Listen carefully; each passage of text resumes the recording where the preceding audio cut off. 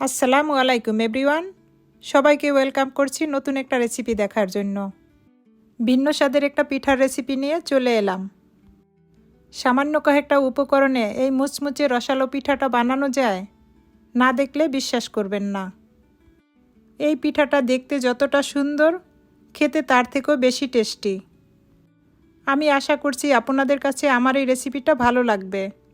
যদি ভালো লেগে থাকে, বন্ধুদের সাথে শেয়ার করে আমার চ্যানেলটাকে সাবস্ক্রাইব করে নেবেন আর বেল বাটনটা অন করে রাখবেন। এরকম নিত্য নতুন রেসিপি দেওয়া মাত্র আপনার কাছে পৌঁছে যাবে। এই পিঠাটা বানানোর জন্য আমাদের প্রথমে লাগবে 1 কাপ ময়দা। এখন এর সাথে দিয়ে দিব 1 চামচ ভ্যানিলা পাউডার আর স্বাদমতো লবণ। এবার এর সাথে দিয়ে দিব 2 চামচ ঘি। আপনাদের হাতের কাছে যদি ঘিটা না থাকে, এটাকে তৈল দিয়েও বানাতে পারবেন, তবে ঘিটা দিলে পিঠাটা খেতে খুব ভালো লাগে। ঘিয়ের সাথে ময়দাটাকে হাত দিয়ে ভালো করে ডলে নিব। ডলতে ডলতে যখন দেখবেন ময়দাটা এরকম ঝুরঝুরে হয়ে গিয়েছে, তখন এ পর্যায়ে দিয়ে দিব একটা ডিম। ডিমটাকে একটা কাঁটা চামচের সাহায্যে এভাবে ভালো করে ফেটিয়ে নিব। এখন এ পর্যায়ে দিয়ে দিব পানি। এখন হাত দিয়ে ডিমের সাথে পানিটাকে ভালো করে মিশিয়ে একটা সফট ডো তৈরি করে নিব। এই ডোটা যতটা সফট করে বানানো হবে, পিঠাটাও ততটা সুন্দর হবে।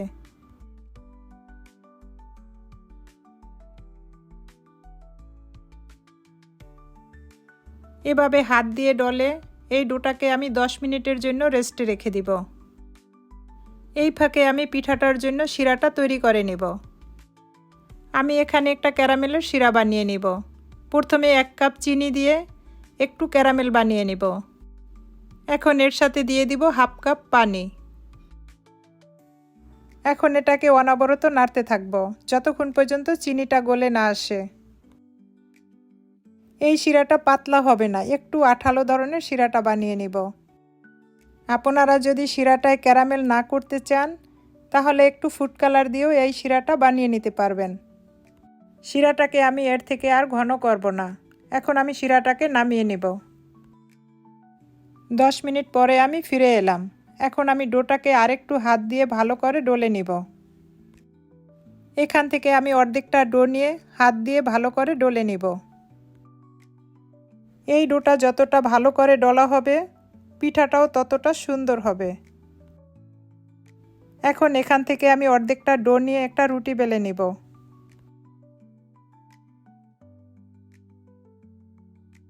ডোটার উপরে একটু ময়দা ছিটিয়ে একটা নরমাল রুটি বেলে নিব।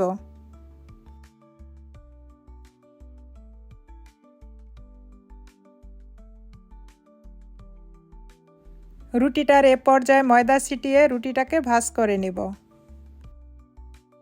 আমি ভাঁজটা কীরকম করতেছি আপনারা দেখেই বুঝতে পারছেন।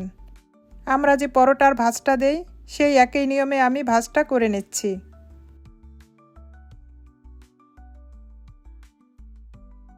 এবার আমি পাতলা করে একটা রুটি বেলে নিব।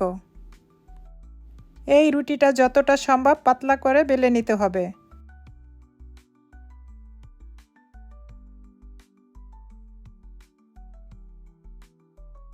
আমার রুটিটা দেখেই বুঝতে পারছেন আমি রুটিটাকে কতটুকু পাতলা করেছি।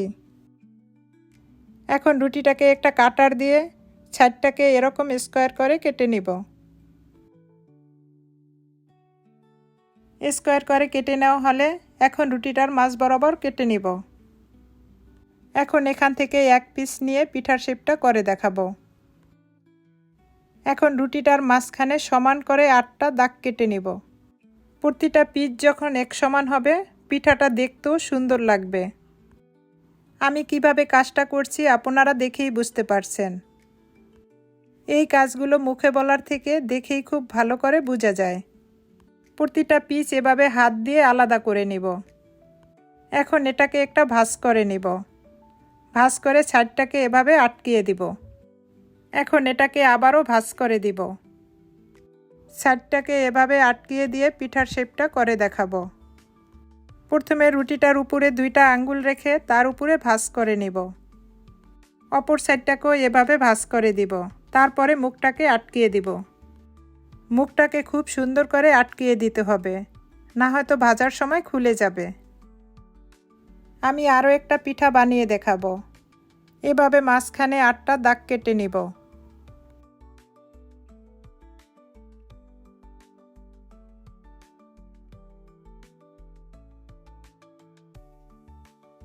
রুটিটা যখন পিস পিস করে কাটা হবে তখন এভাবে হাত দিয়ে প্রতিটা পিসকে আলাদা করে দিব। এখন একটা সাইড আরেকটা সাইডের উপরে ভাঁজ করে দিব। এখন এটাকে আবার আরেকটা ভাঁজ করে নিব। তারপরে সাইডটাকে খুব ভালো করে আটকিয়ে দিব। আসলে এই ভাঁজগুলো মুখে বলার থেকে আপনারা দেখেই খুব ভালো করে বুঝতে পারবেন। দেখুন আমার পিঠাগুলো দেখতে কতটা সুন্দর হয়েছে। একই নিয়মে আমি সব পিঠাগুলো বানিয়ে নিব। এখন এই পিঠাগুলোকে আমি ভেজে দেখাবো। এখানে আমি একটা কড়াইতে পর্যাপ্ত তেল নিয়েছি। তেলটা যখন হালকা গরম হয়ে আসবে তখন আমি পিঠাগুলো দিয়ে দিব। দেখুন পিঠাগুলো দেওয়ার সাথে সাথে কতটা সুন্দর ফুলে উঠছে। এই পিঠাগুলো মিডিয়াম হিটে এভাবে নেড়েচেড়ে ভেজে নিব। পিঠাগুলোতে সুন্দর একটা কালার আসলে পিঠাগুলো আমি তুলে নিব। পিঠার কালারটা দেখতে কতটা সুন্দর হয়েছে। এখন আমি পিঠাগুলোকে তুলে নিব।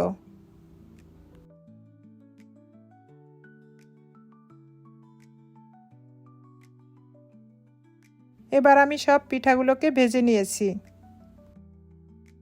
এখন পিঠাগুলোর সাথে আমি ক্যারামেলের শিরাটা লাগিয়ে নিব। এভাবে একবার উল্টিয়ে পাল্টিয়ে পিঠাটাকে তুলে নিব। প্রতিটা পিঠায় আমি শিরাটাকে এভাবে লাগিয়ে নিব। চিনির সিরাপে না লাগিয়েও এই পিঠাটা খাওয়া যায়। যারা মিষ্টি খেতে বেশি পছন্দ করেন তারা এভাবে শিরায় লাগিয়ে পিঠাটাকে খেতে পারবেন। সব শেষে পিঠাগুলোর উপরে একটু সাদা তিল ছিটিয়ে দিব। তিলটা দেওয়ার কারণে এটা দেখতেও যেমন সুন্দর লাগবে, খেতেও তেমন টেস্টি লাগবে। দেখুন আমার পিঠাগুলো দেখতে কতটা সুন্দর হয়েছে। আমি একটা পিঠা ভেঙে দেখাচ্ছি কতটা মুচমুচে হয়েছে। এই পিঠাটা একবার হলেও আপনারা বাসায় ট্রাই করবেন।